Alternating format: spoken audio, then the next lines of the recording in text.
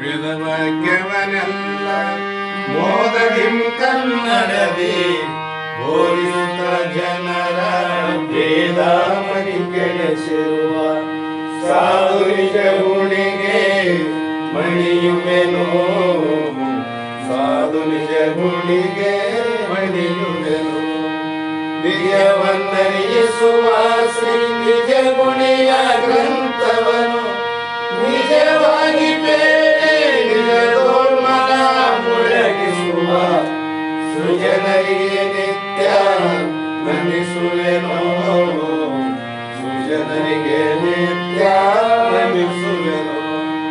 ಬದ್ಧ ಜೀವರಿಗೆಲ್ಲ ಅದ್ವೈತ ಬೋಧಾದಿ ಶುದ್ಧರನ್ನಾಗಿ ಕೈದಾಸಿ ಜಡಿಸಿದ್ದ ಸಿದ್ಧರುಡರಿಗೆ ನತನಕ್ಕೆ, ಸಿದ್ಧರುಡರಿಗೆ ನತನಕ್ಕೆ. ಬಾಳ ಬಲ ವೇದಾಂತಕ್ಕೆ ಸರಿ ಬಾಳ ಗರ್ಜನೆ ಕೇಳುವ ತನಕ ಬಾಳ ಕೂಗುತ್ತಲಿಪ್ಪವೇ ಶಾಸ್ತ್ರವೆಂಬುವ ಮರಿಗಳು. ಬಾಳ ಶಕ್ತಿಯ ಸಿಂಹ ಗರ್ಜನೆ ಬಾಳ ಕೇಳಿದ ಬಳಿಕ ಕೂಗವು. ಬಾಳ ಕೇಳಲು ಬೇಕು ವೇದಾಂತೆಂಬ ಶಾಸ್ತ್ರವನ್ನು.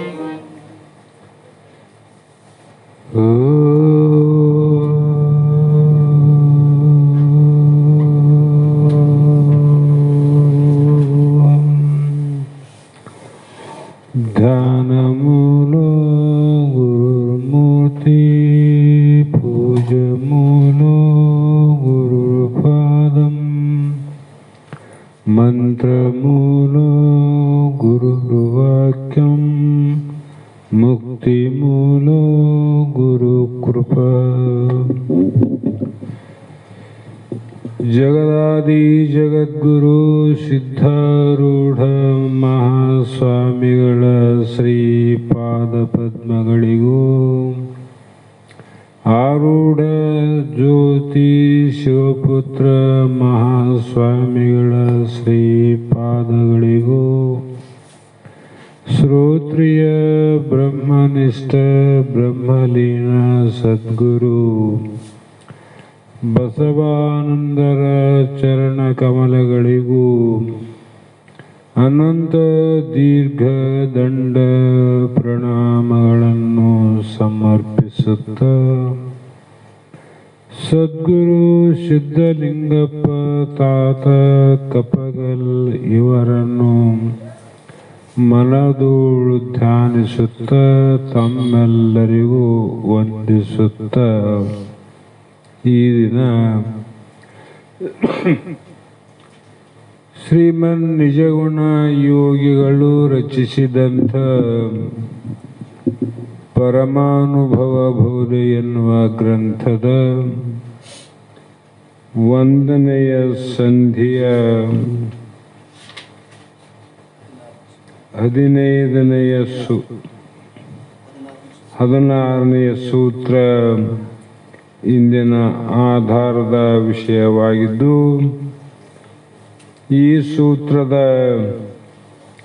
3ನೆಯ ನುಡಿ ಇಂದಿನ ಆಧಾರದ ವಿಷಯವಾಗಿದ್ದು, ಸೂತ್ರದಲ್ಲಿ ಸಕಲ ಅಹಂಕ್ರಿಯೆಯಿಂದ ಭವ ಬಂದವದು ಪ್ರವರ್ತಕ ಕರ್ಮ ಎನಿಪದು ಅಂಗನೆ ಕೇಳುವಂತ ಹೇಳಿದರು. ಒಂದು ಪ್ರವರ್ತಕ ಮತ್ತೆ ಒಂದು ನಿವರ್ತಕ ಅಂತ ಎರಡೂ ಕರ್ಮ. ಎರಡೂ ಕರ್ಮಗಳು ಮಾಡಲೇಬೇಕು. ಆದರೆ ಯಾವ ಕರ್ಮವನ್ನು ಮಾಡಿದರೆ ಏನು ಫಲ ಅದ ಅನ್ನುವುದನ್ನು ತಿಳಿದು ಮಾಡಬೇಕಂತ. ಪ್ರವರ್ತಕ ಕರ್ಮ ಅನ್ನುವುದು ಭವಬಂಧನಕ್ಕೆ ಕಾರಣ. ನಾವೆಷ್ಟು ಕರ್ಮಗಳನ್ನು ಮಾಡುತ್ತೇವೆಯೋ ಅಷ್ಟು ಜನ್ಮಗಳನ್ನು ನಾವು ಎತ್ತಬೇಕಾಗ್ತದ, ಹುಟ್ಟಬೇಕಾಗ್ತದ. ಆದರೆ ಅದು ಎಷ್ಟು ಪ್ರಕಾರ ಅಂದರೆ 8 ಪ್ರಕಾರ ಅಂತೇಳಿದರು. ಪ್ರವರ್ತಕ ಕರ್ಮ 8 ರೀತಿಯ 8 ಲಕ್ಷಣದಿಂದ ನೀ ಮಾಡುವಂತ ಕರ್ಮ ನಿನಗೆ ಗೊತ್ತಾಗ್ತದ. ಸುಮ್ಮನೆ ಪ್ರವರ್ತಕ ಅಂದ್ರೆ ಏನು, ಅದರ ಲಕ್ಷಣವನ್ನು ಹೇಳ್ತಾರೆ. ಆ ಕರ್ಮದಲ್ಲಿ ನಾವು ಇದ್ದೀವಿ ಅಂದ್ರೆ ನಾವು ಭವಕ್ಕೆ ತುತ್ತಾಗುತ್ತೇವೆ ಅಂತ ತಿಳಿಯೋದು. ನಿವರ್ತಕ ಕರ್ಮದ ಲಕ್ಷಣವನ್ನು ಹೇಳ್ತಾರೆ. ಅದು ಯಾವುದಕ್ಕೆ ಸಾಧನ ಅಂದ್ರೆ ಮೋಕ್ಷಕ್ಕೆ ಸಾಧನ. ಬಂಧನಕ್ಕೆ ಪ್ರವರ್ತಕ, ಬಿಡುಗಡೆಗೆ ನಿವರ್ತಕ. ಕರ್ಮ ಒಂದೇ, ಆದರೆ 1, 2ಕ್ಕೆ ಹೇಗೆ ಕಾರಣ ಅಂದ್ರೆ ಬಹಳ ಸಲ ಉದಾಹರಣೆಯನ್ನು ಹೇಳಿವಿ.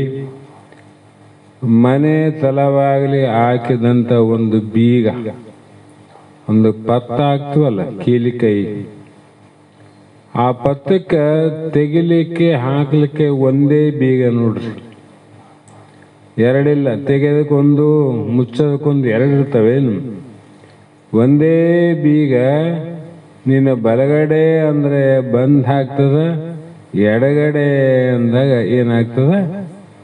ಬಿಡುಗಡೆಗೆ ಆಗ್ತದಲ್ಲ, ತೆರಿತದ. ಅದೇ ಪ್ರಕಾರವಾಗಿ ಕರ್ಮವನ್ನು ಮಾಡು. 8 ಪ್ರಕಾರದಲ್ಲಿ ಸೇರಿ ಮಾಡಿದ್ರೆ ಬಂಧನ ಆಗ್ತದ, 1 ಪ್ರಕಾರ ಸೇರಿ ಮಾಡಿದ್ರೆ ಅದು ಮೋಕ್ಷಕ್ಕೆ ಕಾರಣ ಆಗ್ತದ. ಮೈತ್ರಿ, ನೀನು ಇದನ್ನ ತಿಳಿ ಅಂತ ಹೇಳ್ತಾ ಬಂದ್ರು. ಮುಂದೆ ಕೂಡ 8 ಪ್ರಕಾರದ ಕರ್ಮಗಳಲ್ಲಿ ತಿರುವುದಕ್ಕೆ ಕಾರಣ ಏನಪ್ಪ ನಾವು ಅಂದ್ರೆ, ನೀ ತಿಳಿಲಾರ್ದ ಮಾಡ್ತಿದ್ದೆ ಅಂದ್ರೆ ನೀ ತಿರುಗಬೇಕಂತ. ತಿಳಿಲಾರ್ದ ಏನ್ ಮಾಡ್ತದ? ಗಾಢದ ಎತ್ತು ತಿಳಿದು ಮಾಡ್ತದೆ. ಇದು ಚಿತ್ತವಿಲ್ಲದ ಗುಡಿಯ ಸುತ್ತದೊಡೆ ಗಾಣದ ಎತ್ತು ಸುತ್ತು ತಾಕಿದಂತೆ ಸರ್ವಜ್ಞ ಅಂದ್ರು. ನಾವು ಇದು ತಿರುಗ್ತೀವ, ಗುಡಿನ ತಿರುಗ್ತೀವಿ, ಇಲ್ಲಂತಲ್ಲ. ಎತ್ತು ಗಾಣವನ್ನು ತಿರುಗ್ತದ, ಆದ್ರೆ ಯಾಕೆ ತಿರುಗ್ತದ ಅಂಬುದು ಅದಕ್ಕೂ ಗೊತ್ತಿಲ್ಲ. ಇದು ಗುಡಿಯ ಸುತ್ತದ, ಯಾಕೆ ಸುತ್ತೀನಿ ಅಂತ ಇದಕ್ಕೂ ಗೊತ್ತಿಲ್ಲ. ಯಾಕೆ ಸುತ್ತದ, ತಿರುಗಾಡ್ತದ, ತಿರುಗ್ತದ ಅಂದ್ರೆ ದೇವ್ರ ಆನ ಅಂತ ತಿರುಗ್ತದ. ದೇವ್ರ ಆನೇನಲ್ಲಿ? ದೇವರ ಅಲ್ಲಿಲ್ಲ. ಇಲ್ಲಿದ್ರು ಕೂಡ ದೇವರು ಅಂತ ತಿರುಗ್ತದಲ್ಲ. ಮತ್ತೆ ಇದಕ್ಕೇನು ಅಜ್ಞಾನಿ ಅನ್ಬೇಕು, ಜ್ಞಾನಿ ಅನ್ಬೇಕು? ನೀವೇ ವಿಚಾರ ಮಾಡ್ರಂತ. ಜಡವಾದ ಒಂದು ಮೂರ್ತಿಯಲ್ಲಿ ಚೈತನ್ಯ ಆದೇನು ಅಂತ ವಿಚಾರ ಮಾಡಿದ್ರೆ ಚೇತನ ಇರ್ಲಿಕ್ಕೆ ಸಾಧ್ಯನೇ ಇಲ್ಲ. ಜಡವಾದದನ್ನ ತಂದು ಅಜಡವಾಗಿರ್ತಕ್ಕಂಥ ನೀನು ಜಡದ ಸುತ್ತ ತಿರುಗುತ್ತಲ್ಲ, ಇದೆಯಂತ ಅಜ್ಞಾನ ಅಂತ. ಏನ್ ಅನ್ಬೇಕು ಅಂದ್ರೆ ಏನ್ ಅನ್ಬೇಕಂದ್ರೆ ನೀನೇ ತಿಳ್ಕೊ. ಅದಕ್ಕೆ ಅಂದ್ರು ನೀನು ಅಜ್ಞಾನಿ ಅಂದ್ರು. ನಿನ್ನ ಸುತ್ತ ಜಗತ್ತು ತಿರುಗ್ತದ ಅಂತ ಸಾಮರ್ಥ್ಯ ನಿನ್ನೆಲ್ಲ ಅದ. ನೀನೇ ಅವುಗಳ ಸುತ್ತ ತಿರುಗ್ತಿದ್ದಂದ್ರೆ ತಿರುಗು. ಅಲ್ಲಿ ಏನನ್ನ ನೀ ಭಾವ ಮಾಡಿದ್ದೆಲ್ಲ ವಿಚಾರ ಮಾಡಿ ನೋಡಿದ್ರೆ ಆದೇನು? ದೇವರಾದೇನು? ಅಲ್ಲಿ ಅಷ್ಟಕ್ಕೆ ಬಿಟ್ಟೆ ನೀನು ಬಿಡ್ಲಿಲ್ಲ. ಮತ್ತೆ ಅದಕ್ಕೆ ಅನಂತ ರೀತಿಯ ಲೇಪನ ಮಾಡಿದೆ, ಬಂಗಾರ ಧಾರಣೆ ಮಾಡಿದೆ, ಬೆಳ್ಳಿ ಕಿರೀಟ ಮಾಡಿದೆ, ಎಲ್ಲವನ್ನ ಮಾಡ್ತಾ ಮಾಡ್ತಾ ವಜ್ರವನ್ನ ಮಾಡಿದೆ. ಬೇಕಾದ್ರೆ ನೀವು ಮಾಡಬಹುದು, ಇಲ್ಲಂತಲ್ಲ. ನೀವು ಮಾಡಿದ್ದು ಯಾವುದಕ್ಕೆ ಸಾರ್ಥಕ ಆಯ್ತು? ಜಡ ಅಲ್ಲದು. ಯಾರಿಗೆ ಹೇಳಕತ್ತಾರ? ಮೈತ್ರಿಗೆ ಹೇಳಕತ್ತಾರ. ಕೃತಕೃತ್ಯ ನೀನು, ಅದಕ್ಕೆ ನೀನು ಹೇಳ್ತಂದ್ರೆ ಅದು ಬಿಡಬಾರ್ದು. ಇಲ್ಲಾಂದ್ರೆ ಏನಪ್ಪ ಶಾಸ್ತ್ರದಾಗ ಹೇಳೋದು ಮಾಡೋದು ಹಿಂಗ ಆಗತ್ತರಂತ ಸಂಶಯ ಬರ್ತಾವ. ಕೃತಕೃತ್ಯರಿಗೆ ಬೇಡ. ಇದು ಪರಂಪರಾ ಸಾಧಕರಿಗೆ, ಅವ್ರ ಕರ್ಮಿಗಳಿಗೆ ಬೇಕ. ಅವರೇ ಹೇಳಿರಲ್ಲ, ಮಂದಮತಿಗೆ, ವಿಚಾರಿಗೆ, ದೈವಪರನಿಗೆ ಚಂದವೆನಪ ಕಾಂಡಗಳನ್ನು ಇಂತು ಒರೆಬೋದು ಹೇಳಬೇಕಂದ್ರೆ ಅವರು ಹೇಳಬಾರ್ದಂದ್ರೆ ನಿನ್ನ ಹಣೆ ಬರೇನಂತ ಕೇಳ್ತಾರ ಅವರು. ನೆನೆಸುತ್ತೇಳು. ಹಾಗಾಗಿ ನಾವು ಜಡವಾದ ದೇವರಿಗೆ ಅಜಡವಾದ ಜೀವಿಗಳನ್ನು ಬಲಿ ಕೊಡ್ತೀವಲ್ಲ, ಇದು ಎಷ್ಟು ಪಾಪದ ಕೆಲಸ ಅಂತ. ದೇವ್ರು ಮಾಡ್ತೀವಿಲ್ಲ, ದೇವ್ರು ಆದನದ್ರಾಗ ಆ ದೇವರಿಲ್ಲದಂತ ದೇವನನ್ನು ಕಲ್ಪಿಸಿ ದೇವರಿರುವಂತ ಜೀವಿಗಳನ್ನು ನೀ ಕೊಲ್ತದ್ದಲ್ಲ, ಯಾವ ಹತ್ಯೆ ನಿನಗಂದ್ರೆ ದೇವ ಹತ್ಯೆ ಮಾಡಿದಷ್ಟು ಪಾಪ ಬರ್ತದ. ದೇವರನ್ನು ಕೊಲ್ಲಿಲ್ಲ ನೀನು. ಚೈತನ್ಯ ದೇವ್ರ ಆದಿಲ್ಲ ಅದ್ರಾಗ. ಶರೀರ ಉಪಾದಿಯಿಂದ ಯಾವ್ದನ್ನಿರಲಿ, ಒಳಗೆ ದೇವರಾದಲ್ಲ. ಅದನ್ನ ಬಲಿ ಕೊಡೋಕೆ ನಿಂತವನು ನೀನು ತಮ್ಮ, ನೀ ಮೋಕ್ಷಕ್ಕೆ ಅಧಿಕಾರಿನ ವಿಚಾರ ಮಾಡಿ ನೋಡು ಅಂತಾರೆ ಅವರು. ಕರ್ಮಿಯೇ ತಾನೆಂದು ಕರ್ಮವನ್ನು ಮಾಡಿ ಆ ಕರ್ಮದ ಫಲವನ್ನು ಉಂಬುವವನಾಗಿ ಮರ್ಮ ಅರಿಯದ ಅಹಂಭಾವದಿಂ ಜೀವನ ಆ ಕರ್ಮ ಅಷ್ಟಕದೋಳು ಚೇಷ್ಟಿಕ ನಕ್ಕೋ ಅಂದ್ರು. ಅಕ್ಕೋ ಅಂದ್ರೇನು? ವ್ಯವಹಾರವನ್ನ ಮಾಡುವಂತ ಜೀವಾತ್ಮ. ನಾವು ನೋಡಿವ್ರು ವ್ಯವಹಾರ ಮಾಡಕ್ ಶುರು ಮಾಡಿದ. ಯಾಕೆ ಮಾಡಿದ? ಕರ್ಮಿ ಅಂದ್ರೆ ಕರ್ಮವನ್ನ ಮಾಡುವವನು ತಾನೆಂದು, ಆ ಕರ್ಮ ಮಾಡುವವನು ನಾನೇ ಅಂತ ತಿಳ್ಕೊಂಡು, ನನ್ನ ಕರ್ತವ್ಯ ನಾ ಮಾಡಲೇಬೇಕು ಅಂತ ತಿಳ್ಕೊಂಡು ಆ ಕರ್ಮವನ್ನ ಬಿಟ್ಟರೆ ತಪ್ಪಾಗುತ್ತದೆ ಅಂತ ಅನ್ಕೊಂಡು ಆ ಕರ್ಮವನ್ನೇ ಮಾಡಿ ಅದರ ಕರ್ಮದ ಫಲವನ್ನು ನಾನೇ ಊಟ ಮಾಡಬೇಕು ಅಂತ ಬಂತು ನೋಡ್ರಿ.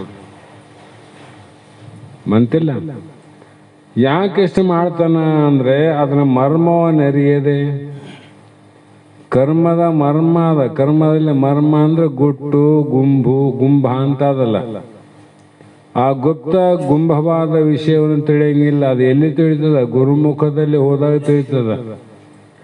ವ್ಯಕ್ತವಾದದ್ದನ್ನ ತಿಳಿಲಿಕ್ಕೆ ಹಲವು ಸಾಧನಗಳುಂಟು. ವ್ಯಕ್ತವಾದ ಯಾವುದೇ ವಸ್ತುವನ್ನು ನೋಡ್ಬೇಕಾದ್ರೆ ಸಾಧನ ಉಂಟು. ಚಂದ್ರಲೋಕಕ್ಕೆ ಹೋಗಿ ಬಂದಾರ, ನಮ್ಗೆ ಕಾಣ್ತವೇನು ಲೋಕ? ಚಂದ್ರ ಒಬ್ಬನೇ ಕಾಣ್ತಾನ. ಆ ಲೋಕದಲ್ಲಿ ಏನೇನಾವಂತ ತಿಳ್ಕೊಂಬಕ್ಕೆ ವಿಜ್ಞಾನಿಗಳು ಹೋಗಿ ನೋಡಿ ಬಂದ್ರಿಲ್ಲ.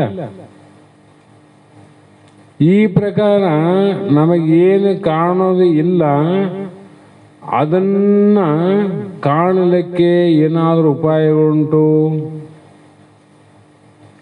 ಆದ್ರೆ ಗುಂಭವಾಗಿರ್ತಕ್ಕಂಥದ್ದನ್ನ ತಿಳಿಲಿಕ್ಕೆ ಶಾಸ್ತ್ರಗಳನ್ನ ಬಿಟ್ಟು ಇನ್ನೊಂದು ಯಾವುದೂ ಇಲ್ಲ.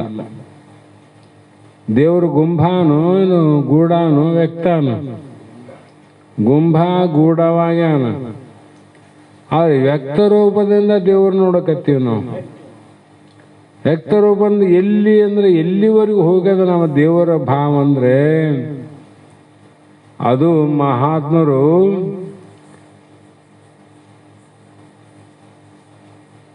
ಮರವ ಸುತ್ತುವವರ,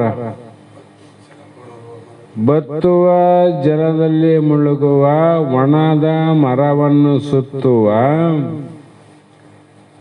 ಇವರಿಗೆ ಎತ್ತರದ ಮುಕ್ತಿ ಅಂದ್ರವ್ರು.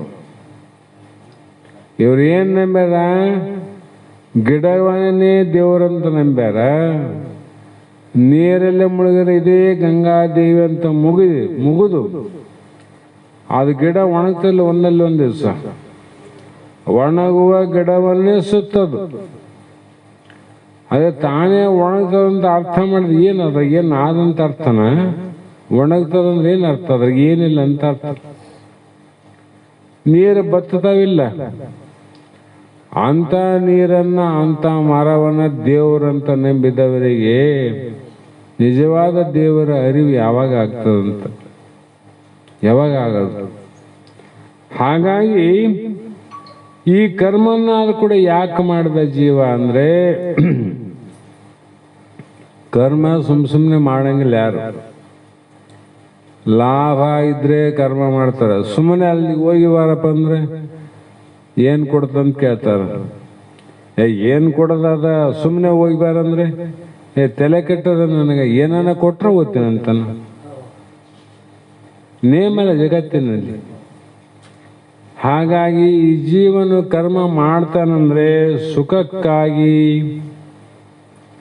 ಏನು ಐತಿ ಇವನಿಗೆ ಸುಖ ಅದ ಅಂತ, ಎಲ್ಲೇ ವಿಷಯಾದಿಗಳಲ್ಲಿ ಸುಖ ಅದ ಅಂತ ತಿಳ್ಕೊಂಡು ವಿಷಯಾದಿಗಳ ಸುಖವನ್ನು ಪಡೆಯೋದಕ್ಕೋಸ್ಕರವಾಗಿ ಅವಾದರೂ ಸುಮ್ಮನೆ ಬರ್ತವೇನು, ಕರ್ಮ ಮಾಡಿದ್ರೆ ಬರವಲ್ಲ. ಹಾಗಾಗಿ ಆ ವಿಷಯ ಸುಖಗಳನ್ನು ಸವಿಯೋದಕ್ಕಾಗಿ ಈ ಕರ್ಮಗಳನ್ನು ಮಾಡಕೊಂಟವು. ಮಾಡಿ ಕರ್ಮಕ್ಕೆ ಫಲ ಅವಲ್ಲ, ಪಾಪ ಪುಣ್ಯ ಮಿಶ್ರ. ಅವನ ಊಟ ಮಾಡಿದ, ಮತ್ತೆ ಈ ಕರ್ಮಕ್ಕೆ ಕರ್ತನಾದ, ಈ ಕರ್ಮ ಮಾಡತ್ನಲ್ಲ, ಕರ್ಮ ಮಾಡೋವನ್ ನಾನು ಯಾರು, ಕರ್ಮಕ್ಕ ಫಲ ಕೊಡೋನು ಯಾರು, ಈ ಕರ್ಮವನ್ನ ಒಳಗೆ ಊಟ ಮಾಡೋನು ಯಾರು ಅಂತ ಏನೊಂದನ್ನು ಅರಿಯದೆ ಯಾವುದು ವಿಚಾರ ಮಾಡ್ಕೋಲ್ಲ. ಹೊಡಿ ಬಡಿ ಕಡಿ, ಹೊಡಿಯೋದಪ್ಪ, ಆಮೇಲೆ ಬಿಡೋದು, ಕಡಿಯೋದು, ಇಷ್ಟೇ ಕೆಲಸ. ಅದನ್ನು ಏನು ಆಗ್ತದ ಅನ್ನೋದು ವಿಚಾರ ಮಾಡಲಾರ್ದೆ, ಕಿಂತು ದೇಹದಲ್ಲಿ ನಾನೆಂಬ ಅಹಂಕಾರದಿಂದ, ಅಹಂಕಾರ ಹೊರಗಿಲ್ಲ ಒಳಗಿಂದ ಹೇಳ್ತಾರ ಅವರು. ಸೂಕ್ಷ್ಮ ಅಹಂಕಾರ ಏನದ, ಅದರಿಂದ ಕೂಡಿಕೊಂಡು 8 ಪ್ರಕಾರವಾದ ಕರ್ಮದಲ್ಲಿ ತತ್ಪರನಾದ ಅಂದ್ರೆ ಮುಳುಗಿಬಿಟ್ಟ. ಮತ್ತೆ ಮುಂದೆ ಏನು ಹೇಳ್ತಾರಂದ್ರೆ,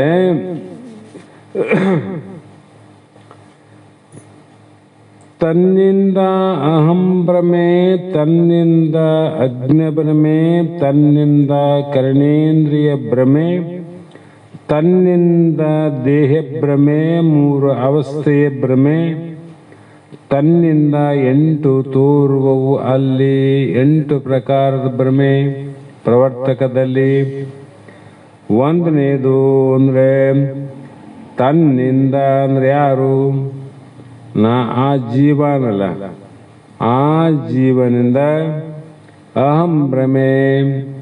ಅವನು ಮೊದಲು ಏನಾಯ್ತು, ನಾನೆಂಬ ಭ್ರಾಂತಿ ಆಯಿತು. ಏನು ತಾನೆಂದ, ನಾನು ಅಜ್ಞಾನಿ ಎಂಬ ಭ್ರಮೆ ಆಯಿತು. ಆ ಅಜ್ಞಾನಿ ಎಂಬ ಭ್ರಾಂತಿಯ ಮೂಲಕ ಕರ್ಣೇಂದ್ರ ಭ್ರಮೆ ಆಯಿತು.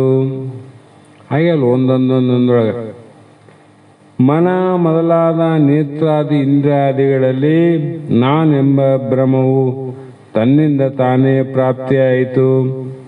ಇದರಿಂದ ದೇಹ ನಾನೆಂಬ ಭ್ರಾಂತಿಯು ಇವೊಂದು 5, ಜಾಗ್ರ ಸ್ವಪ್ನ ಸುಷುಪ್ತಿ 3, 8 ಆಯ್ತಿಲ್ಲ. ಎದ್ದಾಗ ನಾನೆಂದೆ, ಸ್ವಪ್ನದಾಗ ನನಗೆ ನನ್ನಲ್ಲಿ ಬಿತ್ತಂತ ನಮಗ, ತನ್ನಲ್ಲಿ ಬಿದ್ದದೇನ ಅದು.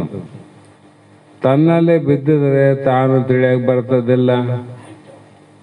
ಬ್ಯಾರೆ ಕಡೆ ಬಿದ್ದದಂದ್ರೆ ಕಣ್ಣಾಗ ಕಸ ಬಿತ್ತ ಅದು ನೋಡ್ತದ ಕಣ್ಣು, ಬೇರೆ ಕಡೆ ಕಸ ಬಿದ್ದರೆ ನೋಡ್ತದ. ತನ್ನ ಕಣ್ಣಲ್ಲಿ ಕಸ ಬಿದ್ದರೆ ತನ್ನ ಕಣ್ಣಲ್ಲಿ ಕಸ ನೋಡಕ ಮತ್ತೊಬ್ಬರು ಬೇಕಲ್ಲಿ. ಅನ್ನಂಗಿಲ್ಲ, ಕಣ್ಣಾಗ ಏನೇ ಬಿದ್ದದ ಸ್ವಲ್ಪ ಊದ್ರಿ, ಏನು ಬಿದ್ದದ ನೋಡ್ರಿ ಅಂತೀವಲ್ಲ. ಜಗತ್ತಿಂದು ಕಣ್ಣು ಧೂಳು ಎಲ್ಲ ನೋಡ್ತದ, ನಿನ್ನ ಕಣ್ಣಾಗಿ ಬಿದ್ದಿದ್ದೆ ನಿನ್ನ ಕಾಣಂಗಿಲ್ಲ ಅಂದ್ರೆ ಏನು ಅರ್ಥ? ನನ್ನೊಳಗೆ ಬಿದ್ದಿದ್ರೆ ನೀನು ತಿಳಿಯಕ್ಕೆ ಬರ್ತದಿಲ್ಲ, ನೀನು ಹೊರಗಿದ್ರೆ ತಿಳಿಯಕ್ಕೆ ಬರ್ತದ. ಮತ್ತು ನಾನು ನಿದ್ದೆ ಮಾಡೋಣ ಅಂದ, ನಿದ್ದೆ ಮಾಡೋಂದ್ರೆ ಏನಾಯ್ತು, ಮಲಿಗಾನ ಅಂತ ಅರ್ಥ ಆಯ್ತು. ಮಲಿಗಾನ ಅಂದ್ರೆ ಏನು ತಿಳ್ಕೊಬೇಕಲ್ಲಿ, ದೇಹ ಮಲಿಗದು, ದೇವರು ಮಲಿಗನ ಒಳಗಿದ್ದ ಆತ್ಮ. ಆತ್ಮ ಮಲಿಗಾನಂದ್ರೆ ಅವನಿಗೆ 2 ಅವಸ್ಥೆ ಅವಂತ ಅರ್ಥ ಆಗ್ತದ. 2 ಕಾಲದಲ್ಲಿ ಆನಂತ ಅರ್ಥ ಆಗ್ತದ. 3 ಕಾಲದಲ್ಲಿ ಯಾವುದು ಇದೆಯೋ ಅದು ಸತ್ಯ ಮತ್ತು ಸುಳ್ಳಾಗ್ತದ.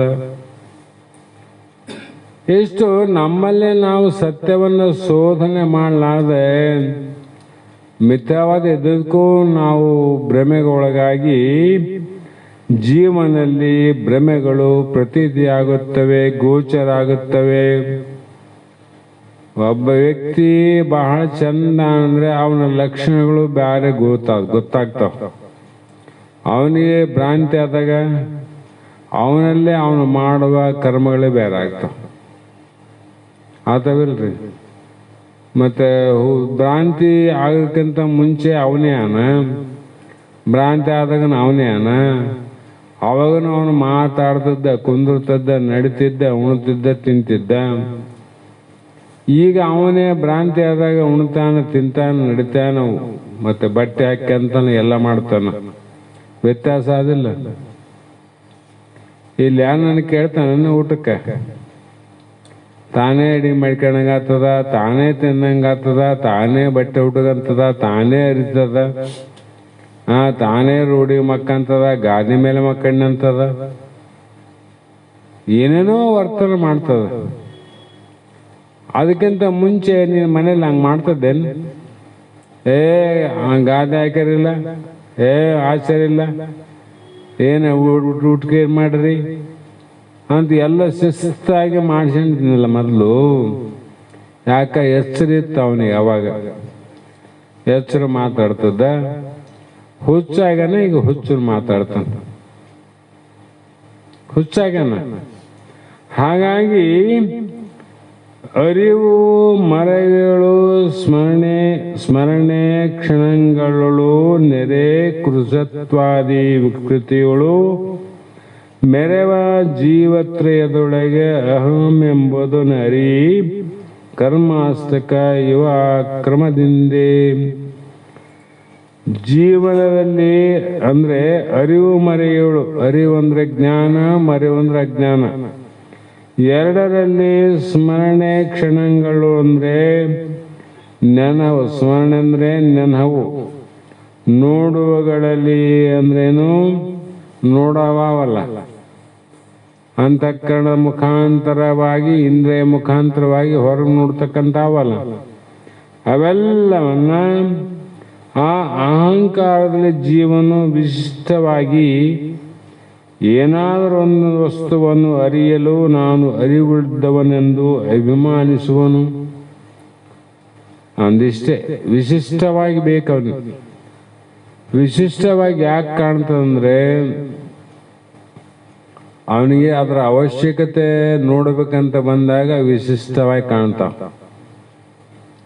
ಆಕಾಶ ನಕ್ಷತ್ರ ಅವಿಲ್ಲ. ಕೂರಿಗೆ ದಂಡು ಚೆನ್ನಮಂದಂಡೆ ನೋಡಂದ್ರೆ ವಿಶೇಷವಾಗಿ ನೋಡಿದಾಗ ಅದೇ ನಕ್ಷತ್ರದ ಮಧ್ಯದಲ್ಲಿ ಕೂರಿಗೆ ದಂಡು ಚೆನ್ನಮಂದಂಡೆ ಕಾಣ್ತಾವ. ಅದರಂಗೆ ಜೀವನ ಸಕಲ ವಸ್ತುಗಳಲ್ಲಿ ವಿಶೇಷವಾಗಿ ಯಾವ ನೋಡ್ಬೇಕಂದಾಗ ಈ ಎಲ್ಲ ಪ್ರಾಪ್ತಿಗಳು ಸ್ಮರಣೆಗಳು ಉತ್ಪತ್ತಿ ಆಗ್ತವ.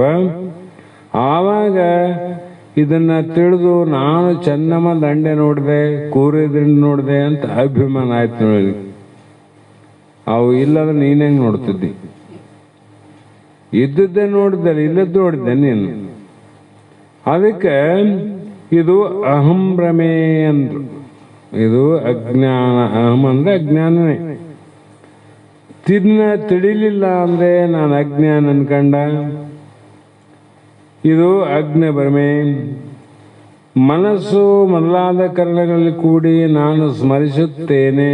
ಚಿತ್ತ, ಮನಸ್ಸು, ಸಂಕಲ್ಪ, ವಿಕಲ್ಪ, ಸ್ಮರಣೆ, ವಿಸ್ಮರಣೆ, ನಿಶ್ಚಯ, ನಿರ್ಣಯ, ನಾನು, ನನ್ನ ಇವೆಲ್ಲ ಸಂಬಂಧಪಡ್ತಾವೆ ಇದಕ್ಕೆ. ಅವುಗಳಲ್ಲಿ ಕೂಡಿ ಏನು ಮಾಡ್ದ? ನಾನೇ ಕೇಳುತ್ತೇನೆ, ನಾನೇ ನೋಡುತ್ತೇನೆ. ನಿನ್ನೆ ಹೇಳಿವಲ್ಲ, ಒಂಟಿ ಅವನು ಕೇಳಕೊಂಟ, ಅವನು ನೋಡಕೊಂಟ, ಅವನು ಕುಡಿಯಕೊಂಟ, ಅವನು ಮಾತಾಡಕೊಂಟ, ಎಲ್ಲೆಲ್ಲ ಉಂಟು ಜಗತ್ತು. ಹಾಗಾಗಿ ಮತ್ತೆ ಕೃಷತ್ವಾದಿ ಅಂದ್ರೆ ದೇಹವನ್ನು ನೋಡಿದ, ಅದು ಸ್ವಲ್ಪ ಏನಾದರೂ ಸೊರಗಿತ್ತು ಅಂದ್ರೆ ನಾನು ಸೊರಗಿದೆ ಅಂದ.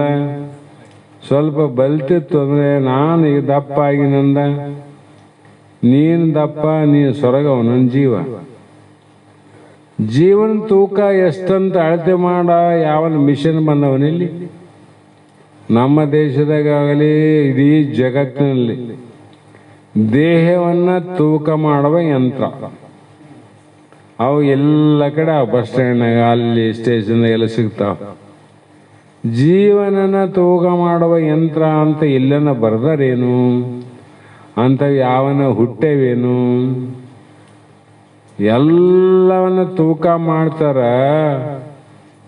ಎಷ್ಟು ಗ್ರಾಮ ಬಂಗಾರನ ತೂಕ ಮಾಡ್ತಾರಂದ್ರೆ, ಜೀವ ಇದ್ನಂದ್ರೆ ಅವನ ತೂಕ ಮಾಡೋದು ಏನು ದೊಡ್ಡಾಗದಿತ್ತು. ಕೂಸು ಹೆಂಗೆಷ್ಟಾದ್ರಿ ಅಂದ್ರೆ 3 kg ಅಂದ್ಬಿಟ್ರು ಅವರು ದೇಹ 3 kg ತೂಕ ಆದಿವಿನ ಜೀವಂದು ತೂಕ ಅಲ್ಲ. ನಾವು ಹಿಂಗೆ ಕೇಳ್ಕಂತ ಹೊಂಟೀವಿ, ಅವ್ರ ಹಂಗೆ 3 kg ಮ್ಯಾಲೆ 200 ಗ್ರಾಮ್ ಆದ್ರಿ ಅಂತ ಹೇಳ್ಬಿಟ್ರು.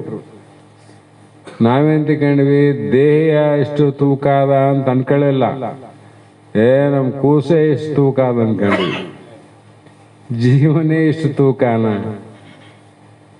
ಅದು ತೂಕ ಸ್ವಲ್ಪ ಕಡಿಮೆ ಹೆಚ್ಚಾಯ್ತು ಅಂದ್ರೆ ಅದು ಸೊರಗ್ಯದ, ಅದು ಸೊಕ್ಕ್ಯದ, ಇನ್ನು ಬಲಿಬೇಕಾಗಿತ್ತಂದ್ವಿ.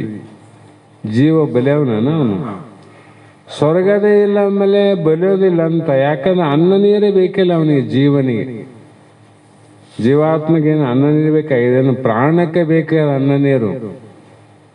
ಪ್ರಾಣಕ್ಕಲ್ಲ ಅನ್ನ ನೀರು. ಮತ್ತು ಜೀವನಿಗೆ ಅನ್ನ ಇಲ್ಲ, ನೀರಿಲ್ಲ. ಸೊರಗನಂತ ಹೆಂಗಂದಿ, ಸೊಕ್ಕೆನಂತ ಹೆಂಗಂದಿ? ಎರಡೂ ಭ್ರಾಂತಿನೇ. ಹೇಳೋದು ಭ್ರಾಂತಿ, ಕೇಳೋದು ಭ್ರಾಂತಿನೇ. ಈ ರೀತಿಯಾಗಿ ಇದು ದೇಹ ಭ್ರಮೆ.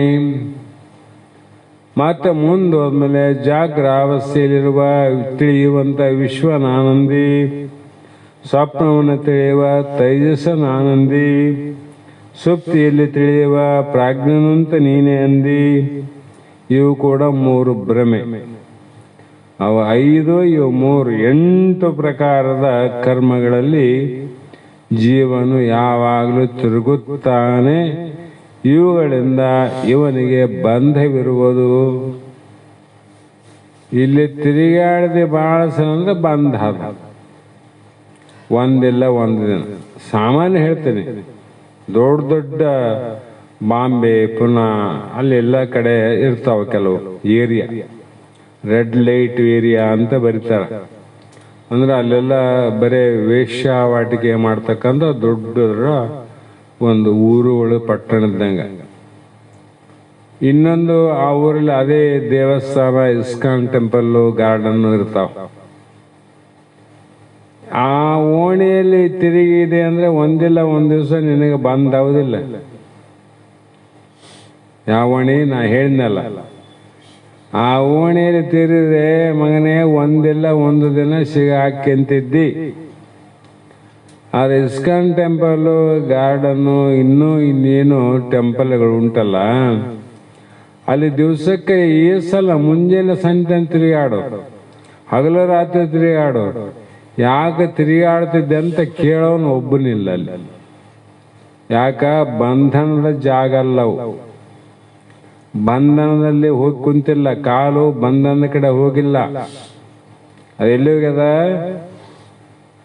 ಎಲ್ಲಿ ಹೋಗ್ಯದ? ಬಿಡುಗಡೆ ಕಡೆ ಹೋಗ್ಯದ. ಅದು ಈ ಕಾಲ ಎಲ್ಲಿ ಹೋಗ್ಯದ ಅಂದ್ರೆ ಬಂಧನ ಕಡೆ ಹೋಗ್ಯದ. ಎಷ್ಟು ಕಳ್ಳತನದಿಂದ ಎಷ್ಟು ದಿನ ಮಾಡೋದಕ್ಕೂ ಒಂದಿಲ್ಲ ಒಂದಿನ ಬಂಧನವೇ.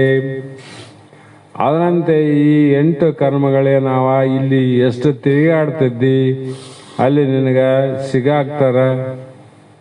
ಅಲ್ಲಿ ತಿರುಗಾಡ್ತಲ್ಲೇನು, ಅಲ್ಲಿ ಬಂದಾದ ನಿವರ್ತಕದ ಒಂದು ಜಾಗ ಕರ್ಮ ಅದಲ್ಲ, ಅಲ್ಲೇನು ನಿನಗ ಬಿಡುಗಡೆ ಆದ, ಅಲ್ಲಿ ನಿನಗೆ ಬಂಧನಕ್ಕೆ ಕಾರಣ ಇಲ್ಲ ಅಂತಕ್ಕಂಥ ಮಾತನ್ನ ಇಲ್ಲಿ ಹೇಳ್ತಾ ಬಂದ. ಹೀಗೆ ನಿರ್ಮಳೆ ಕೇಳು ಇಂತೂ ಕರ್ಮವ ಮಾಡಲ, ಆ ಕರ್ಮದ ಫಲವೇ ಮೂದರನಾಗಿ ನಿರ್ಮಿಸಿ ಸುಖ ದುಃಖ ಮಿಶ್ರ ರೂಪಿಂದ ಆ ಕರ್ಮಿಗೆ ಭೋಗ್ಯವೆಂದು ಎನಿಪದು. ಮೊದಲು ಹೇಳಿದಂತ ಏನು ಕರ್ಮ ಅವಲ್ಲ, ಅದನ್ನ ಹೇಳ್ತೀನಿ ಮೈತ್ರಿ. ನಿರ್ಮಳೆ ಕೇಳು, ಶುದ್ಧ ಅಂತಃಕರಣ ಉಳ್ಳಂತ ಮೈತ್ರಿ ಕೇಳಂದ್ರು. ನಮ್ಮ ಅಂತಃಕರಣ ಶುದ್ಧ ಆಗಿರ್ಬೇಕು, ಪರಿಪಕ್ವವಾಗಿರ್ಬೇಕು. ಆ ಶುದ್ಧ ಪರಿಪಕ್ವ ಆಗಬೇಕಾಗಿದ್ರೆ ನಾವು ಶುದ್ಧವಾದ ಕರ್ಮಗಳನ್ನು ಮಾಡಬೇಕು ವಿನಃ ನಿಷಿದ್ಧ ಕರ್ಮಗಳನ್ನು ಮಾಡಬಾರದು. ವಿಹಿತ ಕರ್ಮಗಳು, ಆ ಕರ್ಮಗಳನ್ನು ಮಾಡ್ತಾ ಮಾಡ್ತಾ ಮಾಡ್ತಾ ಹೋಗಿ ಕೊನೆಗೆ ಆರು ನಾನಂತ ವಿಚಾರ ಮಾಡ್ತಿದ್ದಿ. ದೇವರು ಯಾರು, ದೇವರು ನಾನು ಯಾರು, ದೇವರಿಗೆ ನನಗೆ ಸಂಬಂಧ ಏನು, ಅವನು ಏನು ಕೊಡ್ತಾನ, ನಾನು ಏನು ತಗಂತೀನಿ, ಕೊಟ್ರೆ ಯಾರಿಗೆ ಕೊಟ್ಟನ, ಯಾವಾಗ ಕೊಟ್ಟನ, ಯಾರ ಕಣ್ಣಿಗೆ ಕಾಣ್ದಂಗೆ ಕೊಟ್ಟನು ಅಥವಾ ನಿನ್ನೊಬ್ಬತ್ತಿಗೆ ಕಾಣಂಗೆ ಕೊಟ್ಟನು, ಬೇಕಲ್ಲ. ಬಿತ್ತು ಬಲಗಡೆ ಬಿತ್ತು ನಡಿ, ಆ ಬಲಗಡೆ ಬಿತ್ತು ತೆಗೆದು ರಾಜಕೀಯ ಮಂದಿ 5,000 ರೂಪಾಯಿ ಹಾಕ್ಬಿಡ್ತಾರ ಕಾಣಿಕೆ ತಟ್ಟೆಗ ಮಂಗಳಾರತಾಗ. ಅವರು ಇಂದ ದಾರ ಕಟ್ಟಿರ್ತಾರ, ದಾರ ಹೂವಿಗೆ ಸ್ವಲ್ಪ ಹಿಂಗೆ ಕಡ್ಡಿ ಆಡಿಸ್ಬಿಡೋದು ಇಂದ ಕಾಣ್ಲ, ಮುಂದೆ ಕುಂತವ್ರಿಗೆ ಏನು ಕಾಣ್ತದ, ಹಿಂದನೆ ಹಿಂಗ ಅಂದೇಳಿ ಅದು ಎಕ್ಕಡ್ ಬೇಕಾದ್ರೆ ಬಿದ್ದು ಬಿಡ್ತಲ್ಲ. ನಮಗೆ ಹಸನಾಂಬೆ ಬಲಗಡೆ ಫಲ ಕೊಟ್ಲು, ಆಂಜನೇಯ ಬಲಗಡೆ ಫಲ ಕೊಟ್ಟ, ತಗ ಕೈಗಡಿಷ್ಟು ರೊಕ್ಕ ತಗೊಳ್ದು ಹಾಕ್ಬಿಡಿ. ದುಡ್ದು ಬಲ್ಲ ದುಃಖ ಬಡ್ದು ಬಲ್ಲ. ಅನೇಕ ರೊಕ್ಕ ದುಡ್ಡು ರೊಕ್ಕ ಆದ್ರೆ ಪುಣ್ಯದ ರೊಕ್ಕ ಆದ್ರೆ ಹಿಂಗೆ ಮಾಡಿಕೊಡಿಸಂಗಿಲ್ಲ. ಅನ್ಯಾಯ ರೊಕ್ಕ ಏನು ಮಾಡಿತ್ತು ಆಯ್ತು. ಯಾಕೆ ಹಾಕಿದ್ವಿ, ಇವನು ಸುಮ್ಮನೆ ಹಾಕೇನೇನು, ಆದ್ರಿಂದ ನಾನು ದೊಡ್ಡ ಲಾಭ ತಗೋ ಮುಂದಂತ ಇವನು 20,000 ಕೊಟ್ಟು ಅವನು 20 ಲಕ್ಷದ ಗುರಿ ಇಟ್ಟ ನೋಡು. ನಿನಗ 20,000 ತಗೊಂಡು 20 ಲಕ್ಷ ನೀನು ಕೊಡ್ಬೇಕಾದ್ರೆ ಅವನು ರತಲ್ಲ ಕತ್ರಿ ಆಗ್ಬೇಕಾತ. 1 ರೂಪಾಯಿಗೆ 70 ರೂಪಾಯಿ ಕೊಡ್ತಾನೆ, ಅವ್ ಕತ್ರಿ ಕೊಡ್ತಾನ. ಕತ್ರಿ ಮಾಡೋ ಕೆಲಸ ದೇವ್ರು ಮಾಡ್ತಾನ. ನಾವು ನೀವೇ ಅಂತ ಕಂಡಿವಿ 20,000 ಬೇಡಿಕೆಯನ್ನ ಇಟ್ಟು 20 ಲಕ್ಷದ ಗುರಿಯನ್ನ ಫಲವನ್ನು ಬಯಸಿವಲ್ಲ, ಅವನು ಕತ್ರಿ ಏನು, ರತನ ಕತ್ರಿ ದೇವ್ರು. ಅವನೇನಂತಾನ, ಕಾಯಿಲ್ಲ ಕರ್ಪೂರಿಲ್ಲ ಬಂದ ನಿನ್ನ ಗುಡಿಗೆ, ಧೂಪಿಲ್ಲ ದೀಪಿಲ್ಲ ಬಂದ ನಿನ್ನ ಗುಡಿಗೆ. ಭಕ್ತ ಅಂತಾನೆ, ಏನ್ ಮಾಡ್ಲಪ್ಪ, ಅನಿವಾರ್ಯ ಇತ್ತು, ಹಿಂಗಾಯ್ತು ಬಂದೆ, ಏನ್ ತಪ್ಪಿಲ್ಲ, ಶಾಪಿಲ್ಲ ಏನು, ಹೊರವಿಲ್ಲ ಶಾಪಿಲ್ಲ, ನಡಿ ನಿನ್ನ ಮನೆಗೆ ಅಂದ್ರು. ನೀವ್ ಏನ್ ತಂದ್ರು ಯಾಕೆ ತಂದೆ ಅಂತ ಕೇಳ್ಯಾರೇನು, ತರದೇ ಇದ್ರೆ ಯಾಕೆ ತಂದಿಲ್ಲ ಅಂತ ಕೇಳ್ಯಾನೇನು, ಕೇಳೋದೇನಿಲ್ಲ. ಅದಕ್ಕೆ ನೀನೋಗಿ ಕೇಳಿಸ್ಬೇಕು ಅಂತ ಪ್ರಯತ್ನ ಮಾಡ್ತನಲ್ಲ, ಅದು ಎಂದು ಕೇಳಿತ್ತು, ನೀ ಎಂದು ಕೊಟ್ಟಿತ್ತು, ವಿಚಾರ ಮಾಡಂಗಿಲ್ಲ ಏನು ದೇವ್ರ ಬಗ್ಗೆ. ಅದಕ್ಕಾಗಿ ಇಲ್ಲಿ ಮುಂದೆ ನಿರ್ಮಳೆ ಕೇಳಿಂತು ಕರ್ಮವು ಮಾಡಲು. ಕರ್ಮ ನೀವು ಮಾಡಿದ್ರಮ್ಮ, ಕರ್ಮಕ್ಕೆ ಫಲ ಏನು ಅಂದ್ರೆ ಮೂದರನಾಗಿ 3 ರೀತಿಯಾಗಿ ಫಲ. ಅದನ್ನು ನಿರ್ಮಿಸಿ ಸುಖ ದುಃಖ ಮಿಶ್ರ ರೂಪ. ಸುಖ ದುಃಖ ಮಿಶ್ರ. ಬರೇ ಪುಣ್ಯ ಮಾಡಕ್ ಬರಂಗಿಲ್ಲ, ಬರೇ ಪಾಪ ಮಾಡಕ್ ಬರಂಗಿಲ್ಲ. ಬಹಳ ಪುಣ್ಯ ಮಾಡಿದ್ರೆ ಸ್ವಲ್ಪ ಪಾಪ ಆದ್ರೆ ಇರ್ತದ, ಬಹಳ ಪಾಪ ಮಾಡಿದ್ನಂದ್ರೆ ಸ್ವಲ್ಪ ಪುಣ್ಯ ಆದ್ರೂ ಇರ್ತದ. ಆ ಊರಾಗ ದೊಡ್ಡ ಕೊಲೆಗಾರಿದ್ದ, ಕಳ್ಳತನ ಮಾಡೋನಿದ್ದ. ಅವನು ಸಿಕ್ಕವ್ರ ಮನೆ ಕಳ್ಳತನ ಮಾಡ್ತಾನ, ಯಾರಿಗಾದ್ರೂ ಕೊಲೆ ಮಾಡ್ತಾನ, ತಂದು ತಾನು ಬದುಕ್ತಾನ. ಮತ್ತೆ ಹೆಂಡ್ರ ಮಕ್ಕಳಿಗೆ ಒಳ್ಳೆಯವನಾಗಿನಿಲ್ಲ ಅವನು. ಉಳಿದವರಿಗೆ ಬೇಸರ ಆಗ್ಯಾನ, ಪಾಪ ಮಾಡ್ಯಾನ, ಎಲ್ಲರಿಗೂ ಪಾಪನ ಮಾಡ್ಯಾನ. ಆದ್ರೆ ಹೆಂಡ್ರ ಮಕ್ಕಳಿಗೆ ಆರಾಮ್ ಕುಂತು ನೆನೆಸ್ತಲ್ಲ ಇವನ್ನ, ಅದ್ರ ಪುಣ್ಯನ ಬಂದಿಲ್ಲ. ಬಹಳ ಪಾಪ ಇದ್ರು ಪುಣ್ಯ ಸ್ವಲ್ಪ ಇರ್ತದ. ಇದ್ರಂಗೆ ಎಲ್ಲಾ ಜೀವಿಗೆ ಈ ರೀತಿ ಕರ್ತನಿಗೆ ಸುಖ ದುಃಖ ಮಿಶ್ರ ಎಂಬ 3 ವಿಧದಿಂದ ಕರ್ಮಿಗೆ ಭೋಗ್ಯವೆನಿಪದು.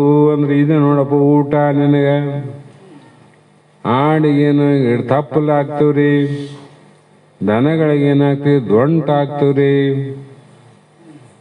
ಮತ್ತು ಕೋಳಿಗೆ ಏನಾಗ್ತರಿ ಕಾಳು ಹಾಕ್ತವ್ರಿ, ಸಿಗರಿಗೆ ಏನಾಗ್ತರಿ ಹುಲ್ಲು ಹಾಕ್ತವ್ರಿ. ಎಲ್ಲದಕ್ಕೂ ಒಂದೊಂದು ಮಾವಿಲ್ಲ. ಜೀವನ ಕರ್ಮಕ್ಕೆ ಫಲ ಏನಪ್ಪ ಅಂದ್ರೆ ಕಾಳಲ್ಲ, ಯಾಕಂದ್ರೆ ನೀವು ಕೋಳಿ ಅಲ್ಲಲ್ಲ, ಕಾಳಲ್ಲ, ಯಾಕೆ ಕೋಳಿ ಅಂದ್ರೆ ಕಾಳಕ್ಕೆ ಬರ್ತದೆ. ಹೀಗೆ ನೀನು ದಂಟು ತಿನ್ನಕ ನೀ ದನ ಅಲ್ಲ, ಮತ್ತು ನಿನಗೇನಪ್ಪ ಫಲ ಹಾಕ ತಿನ್ನಿಸ್ಬೇಕಂದ್ರೆ ಸುಖ ದುಃಖ ಮಿಶ್ರವೇ, ಇವೇ ನೋಡ್ಬೇಕು ನೋಡಿ ನೀನು. ಅಲ್ಲಿ ಕಟ್ಟಿದ್ರೆ ಅಂಕಣದಾಗ ಮೇಯ್ತಾವ, ಬಿಟ್ರೆ ಅಡವಿ ಮೇಯ್ತಾವ. ದನಗಳಾಗ್ಲಿ ಯಾವುದೇ ವಸ್ತು ಆಗಲಿ ಅವು ಇಂತಲ್ಲ ಅಂತಿಲ್ಲ. ಕಟ್ಟಿ ಹಾಕಿದ್ರೆ ಗೂಡ್ನ್ಯಾಗ ಕಾಳು ತಿಂತಾವ, ಹೊರಗೆ ಬಿಟ್ಟು ತಿಪ್ಪಿಗೆ ಹೋಗಿ ಕಾಳನ್ನ ಕದಿಕೊಂಡು ತಿಂತಾವ. ಆದ್ರೆ ನಿನಗೆ ಹಂಗಲ್ಲ, ನಾನು ಮನಸ್ಸಿಗೆ ಬಂದಲ್ಲಿ ಹೋಗಿ ತಿಂತೀನಿ ಅನ್ನಂಗಿಲ್ಲ. ನೀ ಎಲ್ಲಿ ತಿದ್ದಿ ಅಲ್ಲೇ ಬಂದು ತಿನ್ನಿಸ್ತಾವ ನಿನಗೆ. ಎಷ್ಟು ವ್ಯತ್ಯಾಸ ತಿನ್ನಿಸ್ತಾವಿಲ್ಲ ನಮಗೆ. ಪಾಪಿಗಳ ನೋಡಿದ್ರೆ ಅನಿಸ್ತು, ಏನಪ್ಪ ಯಾಕಾದ್ರೆ ಪಾಪ ಮಾಡಿ ಹುಟ್ಟಿವೆ ನಾವು ಬಯಸರ ಏನವರು. ಪಾಪವನ್ನ ಮಾಡಿದವರು ದರಿದ್ರತನ ಬಯಸಿನ ಬರಲಿ ಅಂತ ಯಾವ ದೇವರನ್ನು ಕೇಳಿಲ್ಲ. ನೀವು ಬರಬಾರ್ದಂತ ಎಷ್ಟು ಪ್ರಯತ್ನ ಮಾಡಿದ್ರು ಕೂಡ ಆ ದರಿದ್ರತೆ ಬರ್ತದಂದ್ರೆ ನೀನು ಇದ್ದಲಿ ಬಂದು ಉಣಿಸ್ತದಂತಿದ್ದೋ ನೀನೇ ಒಪ್ಕೋಣ, ಅಲ್ಲಿ ಎದ್ದಲಿಗೆ ಬಂದು ಉಣಿಸ್ತದ. ಹಾಗಾಗಿ ಇಲ್ಲಿ ತನಗಿಷ್ಟವದು ಸುಖಿಯೆನಿಪುವುದು ದುಃಖವೆಂದೆನಿಪುವುದು ಅನಿಷ್ಟವೇ.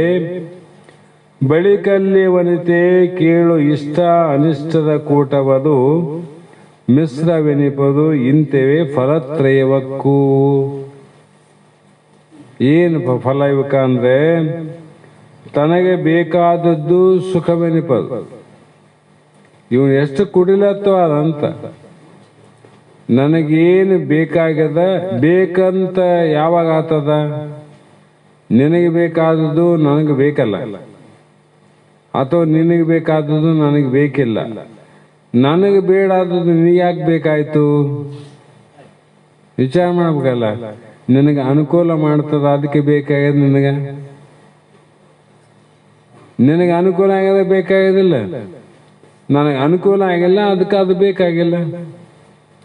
ಹೀಗಾಗಿ ಇಷ್ಟ ಅನಿಷ್ಟವದು ತನಗಿಷ್ಟವಾದ ಸುಖವೆನಿಪದು. ಅನುಕೂಲ ಆಯ್ತಂದ್ರೆ ಸುಖ ಅಂದ. ಅದು ಕೆಳಗೆ ಕಾಲು ತುಳಿದ್ರೆ ಜಗಳ ಆಗಿ ಮನೆಗೆ ಏನೇನಾಗ್ಯಾವ. ಬರೀ ಕಾಲು ತುಳಿದ್ರೆ ಹುಡುಗರು, ಮತ್ತಿನ್ನ ಕೆಲವು ಹುಡುಗರು ಮನ್ಯಾಗ ತಲೆ ಮೇಲೆ ಬಾಯಿ ಮೇಲೆ ಕಣ್ಣು ಮೇಲೆ ಇಟ್ಕೊಂಡು ಅದು ತುಳಿಲ್ಲ ಅಂದ್ರೂ ಕೂಡ ತುಳಿಸಿ ಅಂತೀವಿ ನಾವು ಗಲಸಾಲ ಎಗ್ರಿಸಾಡಿ ಕೂಸುಗಳನ್ನು. ಯಾಕೆ? ನಮ್ಮ ಪ್ರೇಮ ಆಗಿಲ್ಲ ಅವು. ಯಾಕೆ ಪ್ರೇಮ ಅದ? ನನಗಿಷ್ಟ ಆಗ್ಯದ ನನ್ನ ಮಗ. ಅದೇ ಬ್ಯಾರೆ ಮಗ ಬಂದು ನಿನಗೇನ ಮಾಡಲಿ ನಡೆ ಕಡೆ ಅಂತಿ. ಇವರಂಗೆಲ್ಲಷ್ಟು ತನಗೆ ದುಃಖ ಅನಿಷ್ಟವೆನಿಪವು.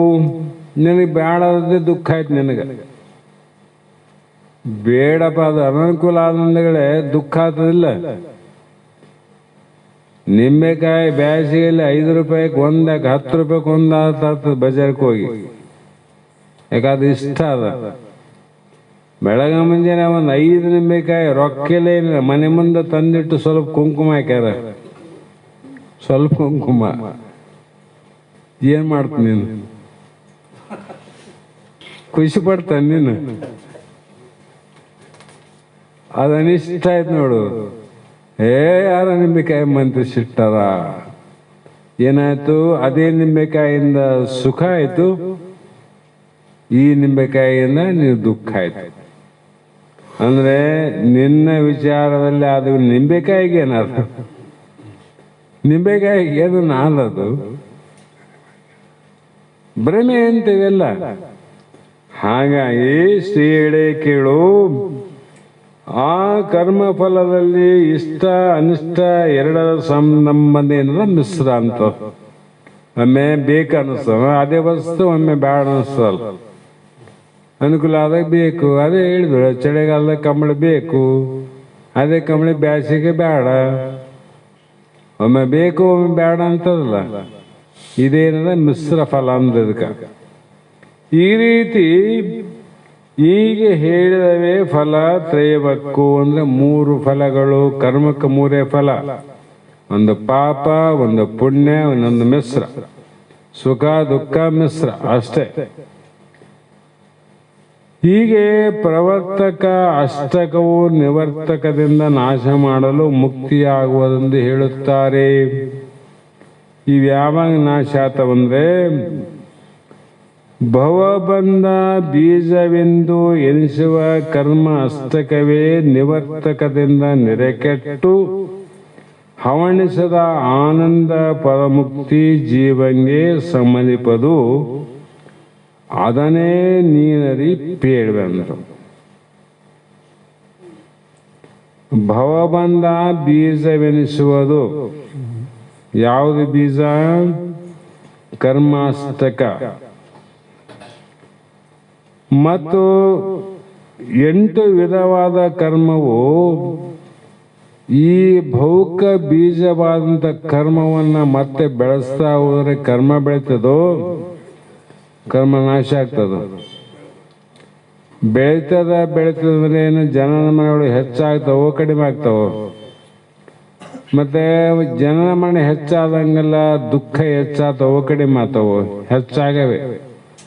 ಮತ್ತೆ ಇಷ್ಟೆಲ್ಲ ಕಡಿಮೆ ಆಗ್ಬೇಕು, ಒಂದೇ ಸಲ ಹೋಗ್ಬೇಕು ಕಿತ್ತಿ ಅಂದ್ರೆ ಅದು ನಿವರ್ತಕ ರೂಪದಿಂದ ಆ ನೆರೆ ಕೆಟ್ಟು ಚೆನ್ನಾಗಿ ನಾಶವಾಗಲು ನಿವರ್ತಕ ಕರ್ಮ ಹೇಳ್ತಾರೆ ಮುಂದ. ಅದರಿಂದ ಏನಾಗ್ತದ? ಚೆನ್ನಾಗಿ ನಾಶ ಅಂದ್ರೆ, ಚೆನ್ನಾಗಿ ನಾಶ ಅಂದ್ರೆ ಶೇಷವನ್ನ ಬಿಡದೆ ನಾಶ ಮಾಡುವಂಥದ್ದು ಚೆನ್ನಾಗಿ ನಾಶ. ಶೇಷ ಕೂಡ ಇರಬಾರ್ದಲ್ಲಿ. ಅದರಿಂದ ನಾಶ ಮಾಡ್ತಕ್ಕಂಥದ್ದು ಯಾವುದು? ಜ್ಞಾನ, ಅಗ್ನಿ. ಅದನ್ನು ಬಿಟ್ರೆ ನೀವು ಉಳ್ಕಂತವಲ್ಲ, ಶೇಷ ಉಳಿದ ನಾಶ ಇವೆಲ್ಲ. ಹಾಗಾಗಿ ಅದರಿಂದ ಪ್ರಯೋಜನ ಇಲ್ಲ. ಹೀಗಾಗಿ ಅದು ನಾಶವಾಗಲು ಹವಣಿಸದ ಅಂದ್ರೆ ಲೆಕ್ಕಕ್ಕೆ ಬಾರದಂತ ಆನಂದ ಸ್ವರೂಪದ ಮೋಕ್ಷವು ಜೀವಾತ್ಮನಿಗೆ ಪ್ರಾಪ್ತಿಯಾಗ್ಬೋದು. ಏನಾತರಿ? ಆವಣಿಸದ ಆನಂದ ಪದ ಮುಕ್ತಿ. ಇದು ಮುಕ್ತಿ ನೋಡಿ. ಇದಕ್ಕೆ ಮೋಕ್ಷ ಅಂದರ. ಮೋಕ್ಷ ಅಂದ್ರೆ ಸತ್ತ ಮೇಲೆ ಎಲ್ಲೆಲ್ಲ ಹೋಗಿ ಆಗೋದಲ್ಲ. ಪ್ರಾಪ್ತಿ ಅಂದಮೇಲೆ ಅದು ಹೋಗೋದು ಬರುತ್ತವ. ಮೋಕ್ಷದಲ್ಲಿ ಹೋಗೋದಿಲ್ಲ ಬರೋದಿಲ್ಲ. ಪ್ರಾಪ್ತಿ ಅಂದಮೇಲೆ ಹೋಗೋದು ಬರುತ್ತೆ. ಕಾಶಿ ಆದಂದ್ರೆ ನೋಡ್ಬೇಕಾದ್ರೆ ಹೋಗೋದು ಬರೋದು ಮಾಡ್ಬೇಕು. ಶ್ರೀಶೈಲ ಆದಂದ್ರೆ ಹೋಗೋದು ಬರೋದು ಮಾಡ್ಬೇಕು. ಹೊಲ ಆದಂದ್ರೆ ಹೋಗೋದು ಬರೋದು ಮಾಡ್ಬೇಕು.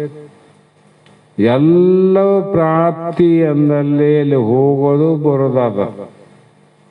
ಮೋಕ್ಷ ಅಂದಲ್ಲಿ ಹೋಗೋದಿಲ್ಲ, ಬರೋ ಇಲ್ಲದಂತ ಸ್ಥಿತಿ ಯಾವುದದ ಅದೇ ನಿಜ ಪದ ಮುಕ್ತಿ. ಅದು ನೀ ಎಲ್ಲಿ ಗೊತ್ತಿದ್ದಿ? ನೀನು ಪರಿಪೂರ್ಣವಾದ ಆತ್ಮ, ನೀ ಎಲ್ಲಿಗೆ ಹೋಗೋನಿದ್ದಿ, ಎಲ್ಲಿ ಬರೋನಿದ್ದೆ ಅಂತ.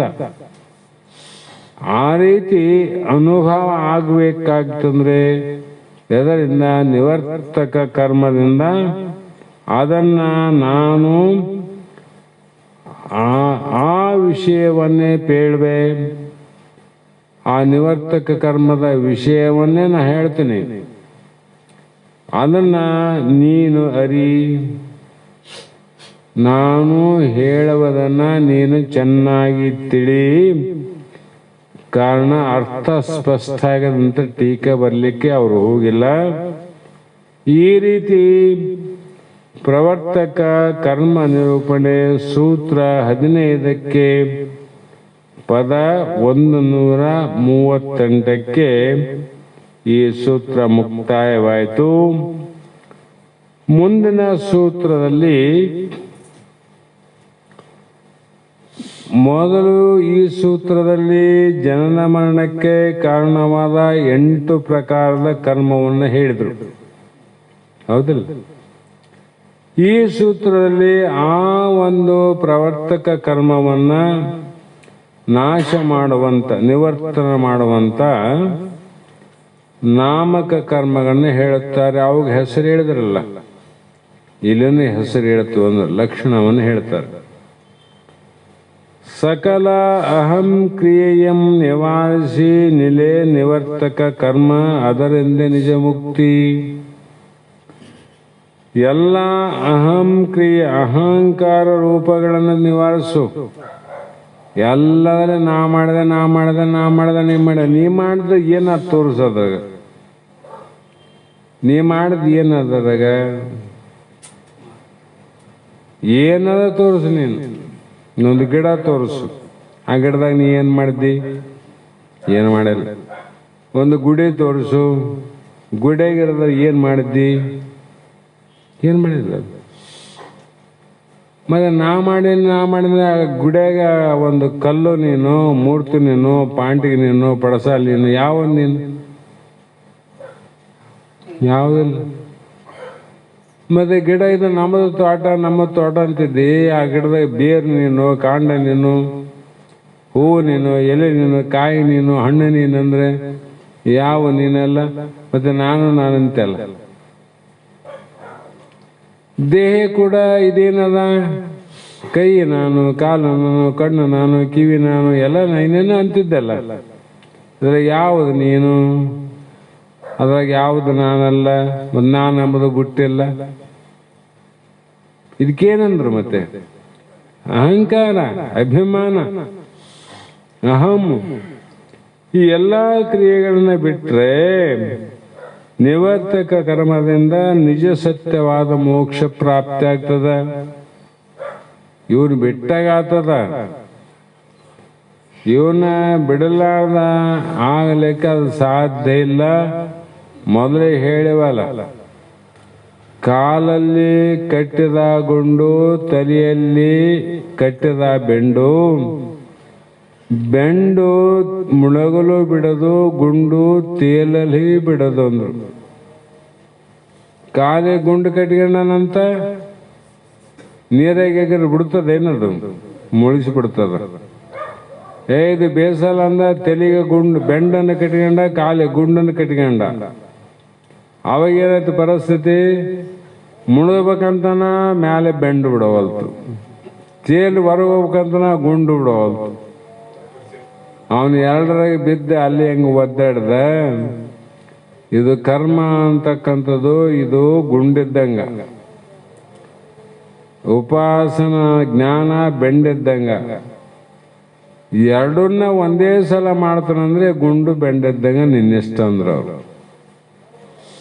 ಕರ್ಮ ಮಾಡು ಬಂದ ಕೂತಿದ್ದಿ, ನಿವರ್ತಕ ಮಾಡು ಆ ಕಡೆ ಹೋಗ್ತಿದ್ದಿ. ಎರಡು ಇಲ್ಲಂದ್ರೆ ಎರಡು ತಪ್ಪಿ ಬಂಧನದಲ್ಲಿ ಒದ್ದಾಡ್ತಿದ್ದಿ. ಆ ಕಾರಣ ಆ ಎಲ್ಲ ಭ್ರಮೆಗಳನ್ನು ಯಾವ ಅರಿವು ಪ್ರಕಾಶ ಮಾಡುವುದು? ಈ ಎಲ್ಲ ಭ್ರಮೆಗಳನ್ನ, ಎಲ್ಲ ಕಾರ್ಯಗಳನ್ನು ಅರಿವು ಯಾವ ಪ್ರಕಾಶ ಮಾಡಿದ್ದು? ದೇವ್ರನ್ನ ಮಾಡಬೇಕಂತ ಪ್ರಕಾಶ ಮಾಡಿ ದೇವ್ರನ್ನ ತಯಾರು ಮಾಡಿದ್ದು ಯಾರು? ನಿನ್ನ ಅರಿವಲ್ಲ. ಅರಿವಿಲ್ಲ ಅಂದಾಗ ಮತ್ತೆ ಅರಿವಂತ ಅರಿವು ನೀನು, ಅರಿವಿನಿಂದ ಮಾಡಿದ ದೇವರು ನೀನು. ಅರಿವೇ ನೀನು, ಅರಿವೇ ಗುರು ಅಂದ್ರ. ಹೀಗೆ ಅದೇ ನಾನು ಇದ್ದೇನೆ, ಅದು ನಾನು, ಅದು ನಾನು ಅದಲ್ಲ. ಹೌದಿಲ್ಲ? ನಾನು ಅದಲ್ಲ ಅನ್ನೋ ವಿಚಾರ ಬಂತು ಅಂದ್ರೆ ನನ್ನಿಂದ ಅರಿಸಿಕೊಳ್ಳುವಂತಹ ಭ್ರಮಗಳು ಯಾವುವು ನಾನಲ್ಲ. ಕಲ್ಲು ದೇವರು ದೇವರಲ್ಲ, ಮಣ್ಣು ದೇವರು ಮಣ್ಣು ದೇವರಲ್ಲ. ಹಿಂಗೆ ಹೇಳ್ಕಂತ ಬಂದರಲ್ಲ. ಇವ್ಯಾವನ ದೇವ್ರ ಆತವೇನ್ರಿ? ಆಗೋದಿಲ್ಲ. ಅಂದ್ರೆ ಎಲ್ಲ ದೇವರನ್ನ ತಿಳಿಯುವಂತ ಜ್ಞಾನನಿಲ್ಲದ ಅದನ್ನು ನಿಜವಾದ ದೇವರು. ಹಾಗೆ ಇದರಲ್ಲಿ ಯಾವ ನಾನೆಲ್ಲ ಹೀಗೆ ತಿಳಿಯುವುದೇ ನಿವರ್ತಕ. ಪ್ರವರ್ತಕ ಅಂದ್ರೆ ಮಾಡೋದು, ನಿವರ್ತಕ ಅಂದ್ರೆ ಬಿಡೋದು. ಹಾವು ತತ್ತಿ ಇಡಬೇಕು, ಮರಿ ಮಾಡ್ಬೇಕ, ಮಲ್ ತತ್ತಿ ಇಟ್ಕಂತ ಹೋತಂತ ಇಡಗಂತ ಹೋಗೋದು ಮನುಷ್ಯ ಮುಂದೆ. ಯಾವಾಗ ಒಳ್ಳೆ ನೋಡ್ತಿಲ್ಲ, ಏನೇನು ತತ್ತಿ ಹಾಕ್ಯಂತ ಹೋಗಿದಾಗ ಎಲ್ಲನೂ ತಾನೇ ನುಂಗಿಕಾಂತ ಹೋತಂತ. ಅದ್ರ ಹಾವಿನ ಸ್ವಭಾವ. ಅದು ತತ್ತಿ 1, 2, 4 ಕೋಳಿವು ಪಾರಿವಾಳ ಇಟ್ಟಂಗಿಡಂಗಿಲ್ಲ. ಒಂದೊಂದ್ಸಲ 50, 100 ಲೈನ್ ಇಡ್ತಾವಂತಾವು. ಅವೆಲ್ಲ ತತ್ತಿಗಳು ಹಾವಾಗಿದ್ರೆ ಜಗತ್ನ ಕಾರ್ಡ್ ಸಂದಿರ್ತದಿಲ್ಲ. ಅದು ನುಂಗಿಕಾಂತ ಹೋತಂತ. ಮತ್ತೆ ಅಪ್ಪಿ ತಪ್ಪಿ ಕಣ್ಣಿಗೆ ಬೀಳಾರ್ದ ಆ ಕಡೆ ಕೈ ಬಿದ್ದಿತ್ತಂದ್ರೆ ಅಂಥವು ಎಲ್ಲೋ ಒಂದು ಹಾವು ಮರಿ ಆತಾವ. ಅಷ್ಟಕ್ಕೆ ಇಷ್ಟು ಭಯ ಆಗ್ಯದ. ಅವೆಲ್ಲವೂ ಮರಿ ಆಗಿದ್ರೆ ಗತಿ ಹಂಗಾತಿತ್ತು. ಅದಕ್ಕೆ ಪ್ರವರ್ತಕವನ್ನು ನುಂಗ್ತಕ್ಕಂಥದ್ದು ಯಾವುದು? ನಿವರ್ತಕ ಅಂತ.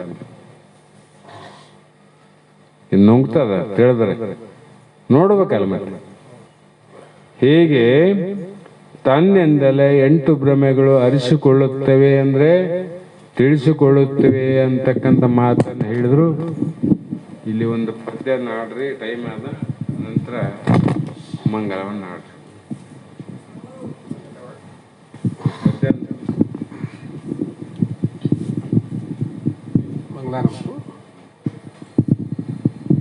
ಮಂಗಲಂ ಶಿವಪುತ್ರ ಶಿವಯೋಗಿ ಮಹಾರಾಜ ಯೋಗಿ ತುಂಗಮೈ ಮಾರೂಢ ಗುರುವಾಗಿ.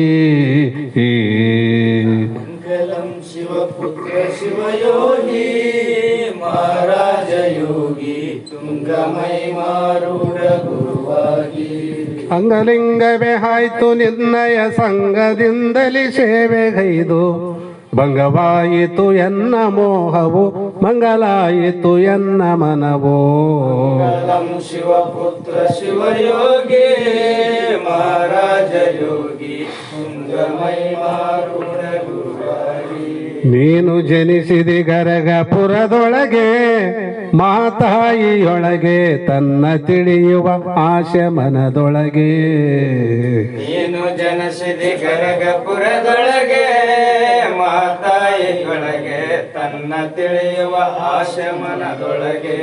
ಮನದ ಮೈಲಿಗೆ ಕಳೆದು ಹೋಗಲು ನಾನು ಎನ್ನುವ ಅರ್ಥವರಿಯಲು ಭಾನು ತೆರದಿ ಬಳೆವ ಸದ್ಗುರು ಸಿದ್ಧ ಗುರುವಿನ ಪಾದ ಪಿಡಿದೆ. ಮಂಗಲಂ ಶಿವಪುತ್ರ ಶಿವಯೋಗಿ ಮಹಾರಾಜ ಯೋಗಿ ತುಂಗಮೈ ಮಾರೂಢ ಗುರುವಾಗಿ.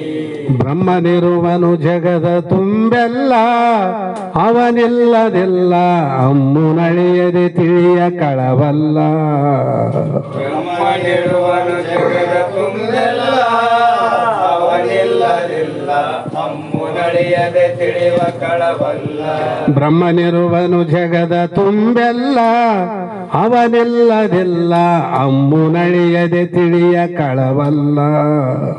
ಬ್ರಹ್ಮನಿರುವನು ಜಗದ ತುಂಬೆಲ್ಲ ಅವನಿಲ್ಲದಿಲ್ಲ ಅಮ್ಮುನಳಿಯದೆ ತಿಳಿವ ಕಳವಲ್ಲ. ಸುಮ್ಮನಾಗದು ತನಗೆ ಮುಕ್ತಿಯು ನೆಮ್ಮಿ ಶ್ರುತಿ ಗುರು ಶಾಸ್ತ್ರ ಯುಕ್ತಿಯು ಬೊಮ್ಮನರೆದು ಧನ್ಯರಾದೆವು ನಮ್ಮ ಗುರು ಶಿವಪುತ್ರ ದಯದಿ. ಪುತ್ರ ಶಿವಯೋಗಿ ಮಹಾರಾಜ ಯೋಗಿ ತುಂಗಮೈ ಮಾರೂಢ ಗುರುವಾಗಿ. ತುಂಗಮೈ ಮಾರೂಢ ಗುರುವಾಗಿ. ಹರ ಓಂ ಚೈತನ್ಯಂ ನಾದವಿಂದುಕರಾತೀತಂ ತಸ್ಮೈ ಶ್ರೀ ಗುರವೇ ನಮಃ. ಶ್ರೀಮದ್ ಜಗದ್ಗುರು ಸಿದ್ಧಾರೂಢ ಮಹಾರಾಜ್ ಕಿ ಜೈ.